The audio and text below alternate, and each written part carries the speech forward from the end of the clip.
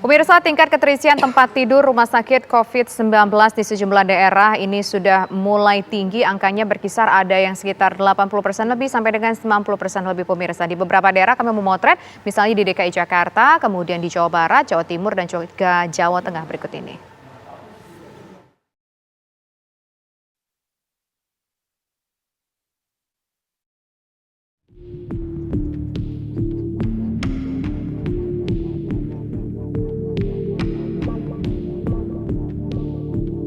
Ya, pemirsa, di Jakarta tadi kita lihat tingkat keterisian sudah mencapai 92%, kemudian di Jawa Barat tadi 89%, di Jawa Timur 72%, kemudian juga ada daerah di Jawa Tengah yang juga tingkat keterisiannya cukup tinggi. Di Jawa Barat, pemirsa, kita lihat lagi dari 89% tersebut ternyata daerah tingkat keterisian yang cukup tinggi adalah di Kabupaten Bandung, kemudian Bandung Barat, Cimahi, dan juga Purwakarta. Di angka 97% dan juga 96%. Lalu juga ada Tasikmalaya dan Kabupaten Bekasi, pemirsa. Lalu juga ada Depok yang juga tingkat keterisiannya cukup tinggi. Dan selain itu bukan hanya di Jawa Barat saja tetapi juga di Jawa Timur dengan tingkat keterisian mencapai 72% di Provinsi Jawa Timur. Mayoritas tingkat keterisian yang cukup tinggi di sini adalah di Kabupaten Ponorogo di mana tempat tidur keterisiannya sudah mencapai 91%, Kabupaten Sidoarjo 90% dan Kota Surabaya 85%.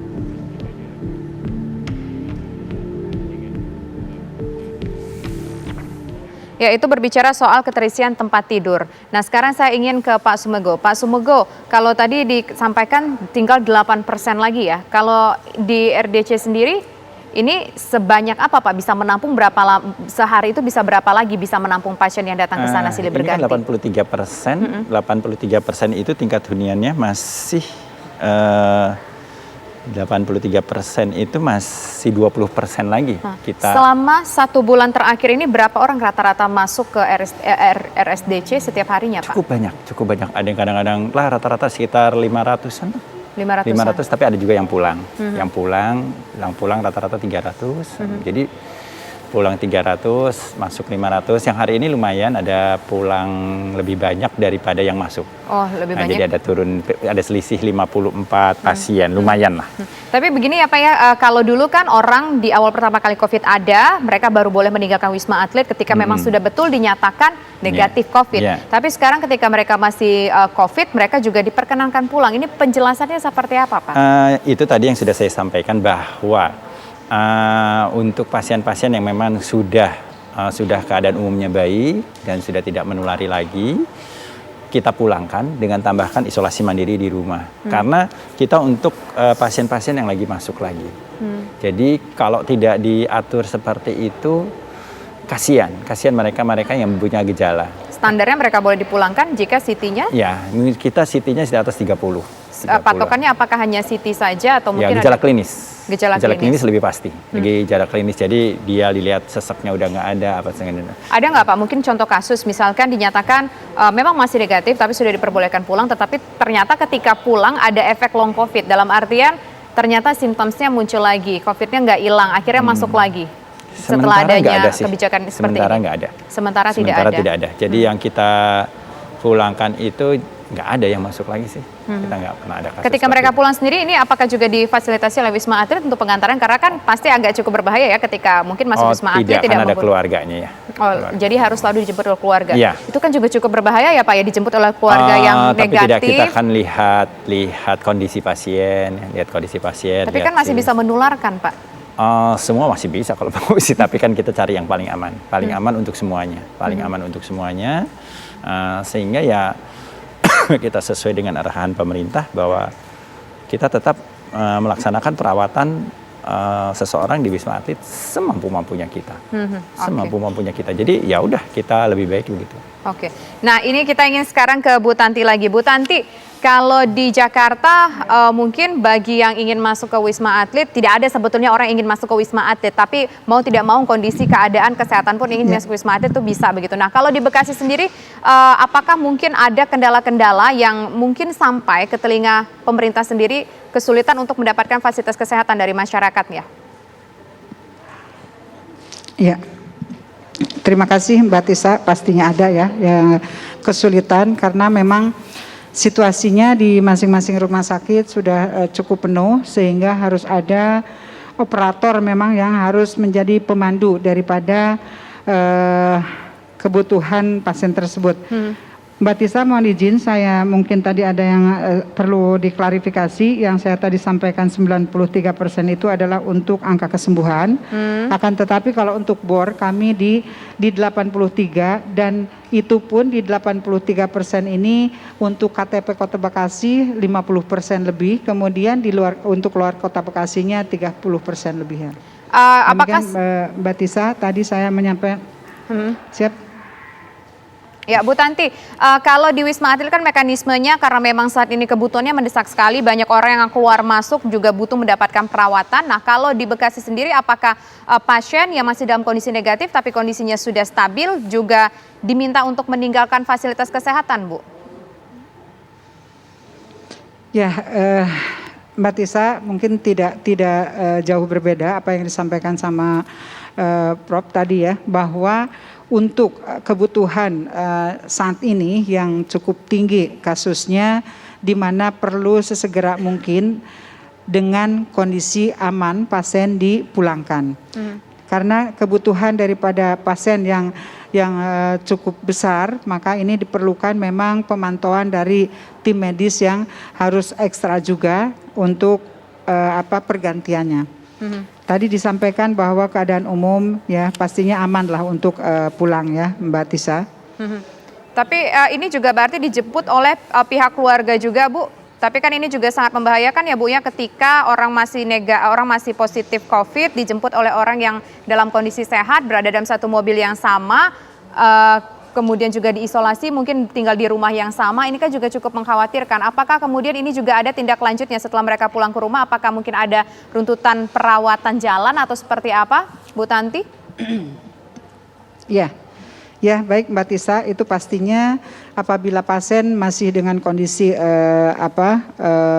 terkonfirmasi ya belum negatif, maka meskipun itu dianggap keadaan umumnya sudah aman, tetap harus diantar oleh ambulan dan nanti diberikan advokasi daripada petugas kesehatan, dan secara rutin nanti dikunjungi. Kalau kami di wilayah-wilayah kebetulan ada puskesmas ya, kami mempunyai 56 kelurahan, di mana di masing-masing kelurahan sudah ada puskesmas, sehingga pemantauan dan tracing yang ada di lingkungannya perlu sesegera mungkin dilakukan. Dan mereka diadvokasi agar tidak beraktivitas pastinya keluar, harus betul-betul mengisolasi di rumah sampai nanti pada saat pemeriksaan berikutnya sudah dinyatakan negatif. Baik.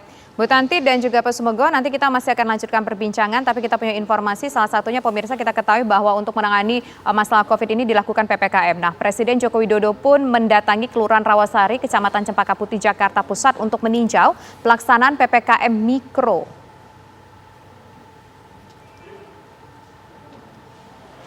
Kedatangan Presiden ke RW 01 Kelurahan Rawasari, Kecamatan Cempaka Putih ini untuk memastikan PPKM Mikro dijalankan dengan baik dan penuh disiplin. Presiden juga sempat berdialog dengan sejumlah pengurus wilayah. Penerapan PPKM Mikro dinilai Presiden Jokowi masih ampuh untuk menyelesaikan kasus aktif COVID-19 yang terus melonjak saat ini, dan Presiden pun berharap pelaksanaan PPKM Mikro di seluruh wilayah ini berjalan efektif. Tidak hanya di RW 01 Rawasari Cempaka Putih ini saja, tetapi di semua RW, RT, desa, kampung itu PPKM Mikronya berjalan. Oleh sebab itu saya minta betul Gubernur, Bupati, Wali Kota di seluruh tanah air, dari Sabang sampai Merauke, dibantu oleh Pangdam, Kapolda, di tingkat lebih bawah, Danrem, Dandim, Kapolres, menggerakkan Babinsa, Babin Kamtipas untuk mendampingi Pemda, mendampingi kelurahan, mendampingi RW dalam rangka pelaksanaan PPKM Mikro. Ya, terakhir saya ingin ke Pak Sumego dan juga Bu Tanti, mungkin apa yang bisa kita sampaikan kepada masyarakat dalam situasi COVID yang genting ini, Pak, sebagai pengingat kembali bagi masyarakat Indonesia.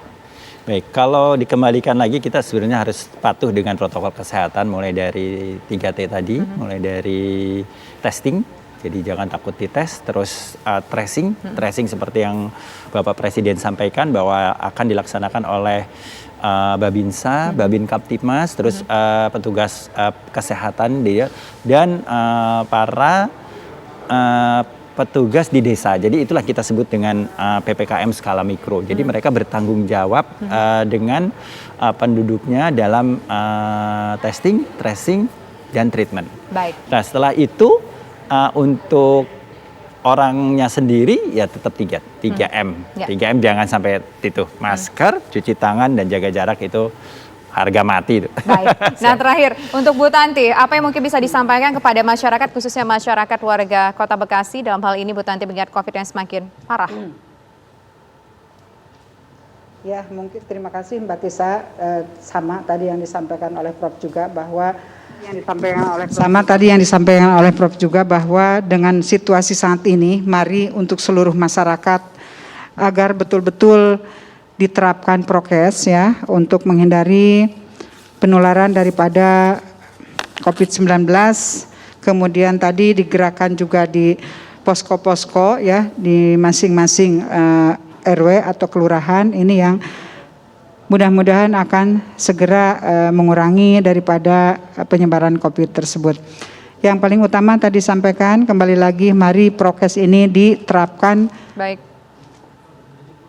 sebaik mungkin. Baik, terima kasih Bu Tanti, Kepala Dinas Kesehatan Bekasi atas waktunya sudah bersedia berbincang bersama kami di program Kabar Petang Pilihan. Terima kasih juga Pak Sumogo sudah bersedia berbincang bersama kami. Kita harapkan agar COVID-19 ini bisa segera berlalu, agar tidak lagi banyak korban yang jatuh, tenaga kesehatan tidak ada yang meninggal, kemudian juga tidak ada lagi masyarakat Indonesia yang harus meninggal karena COVID-19.